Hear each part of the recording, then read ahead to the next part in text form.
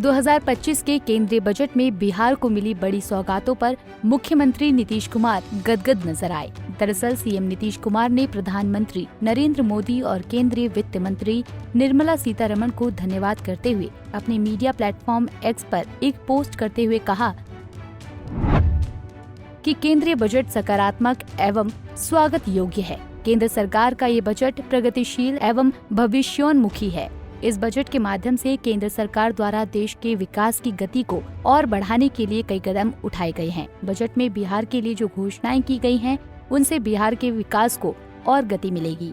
मखाना के उत्पादन, प्रसंस्करण, मूल्य संवर्धन और विपणन में सुधार के लिए राज्य में एक मखाना बोर्ड की स्थापना से मखाना किसानों को लाभ मिलेगा।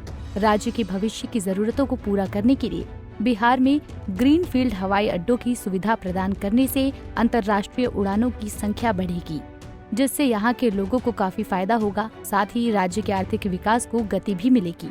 मिथिलांचल में पश्चिमी कोसी कैनाल परियोजना के लिए आर्थिक मदद मिलने से यहाँ के किसानों को फायदा होगा। इस बजट में पटना IIT के विस्तार का प्रावधान किया गया है। इससे तकनीकी शिक्षा को बढ़ावा मिलेगा। बिहार में राष्ट्रीय खाद्य प्रौद्योगिकी उद्यमिता एवं प्रबंधन संस्थान की स्थापना होने से युवाओं को कौशल, उद्यमिता और रोजगार के अवसर मिलेंगे तथा पूर्वी भारत में खाद्य प्रसंस्करण गतिविधियों को बढ़ावा मिलेगा।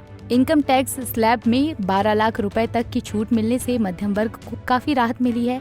किसान क्रेडिट कार्ड पर कर्ज की लिमिट 3 लाख से बढ़ाकर 5 लाख करने से किसानों को इसका लाभ मिलेगा। सूक्ष्म उद्यमों के लिए MSME क्रेडिट गारंटी कवर को 5 करोड़ रुपए से बढ़ाकर 10 करोड़ रुपए किए जाने से रोजगार के अवसर बढ़ेंगे। बजट में गरीब युवा किसानों के हित में कई कदम उठाए गए हैं। ये स्वागत योग्य है। एक बेहतर बजट पेश करने के लिए मैं आदरणीय प्रधानमंत्री मोदी जी और वित्त मंत्री निर्मला सीतारमण जी को धन्यवाद देता हूँ। वहीं केंद्रीय बजट पर JDU सांसद संजय कुमार झा ने कहा कि बिहार के लिए सबसे बड़ी घोषणा ये है कि एक ग्रीनफील्ड एयरपोर्ट बनेगा।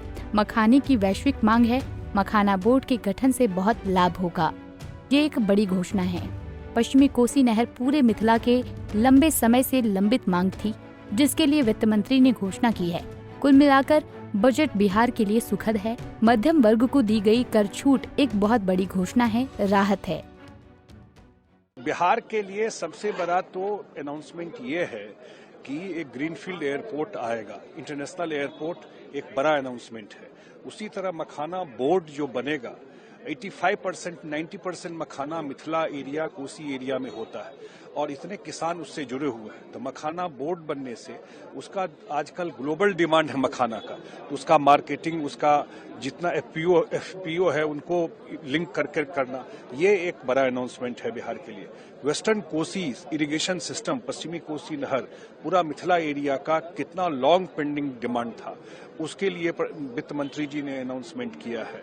फिर आपको एक फूड प्रोसेसिंग के लिए जो इंस्टीट्यूट बनाने का अनाउंसमेंट हुआ है। तो ओवरऑल मुझे लगता है आज जो IIT पटना का एक्सपेंशन के लिए बात हुई है, तो ओवरऑल बिहार के लिए बहुत ही सुखद है। अब डिटेल हम लोग और देखेंगे।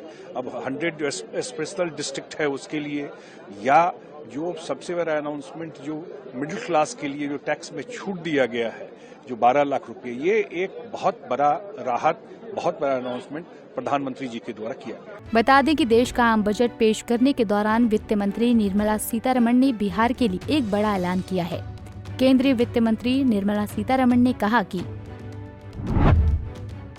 बिहार में मखाना बोर्ड का गठन किया जाएगा। मखाना के उत्पादन, प्रसंस्करण, मूल्य संवर्धन और विपणन को बेहतर बनाने के लिए मखाना बोर्ड की स्थापना की जाएगी। इस कार्य में लगे लोगों को FPO के रूप में संगठित किया जाएगा। Bureau report, Punjab Kesari TV।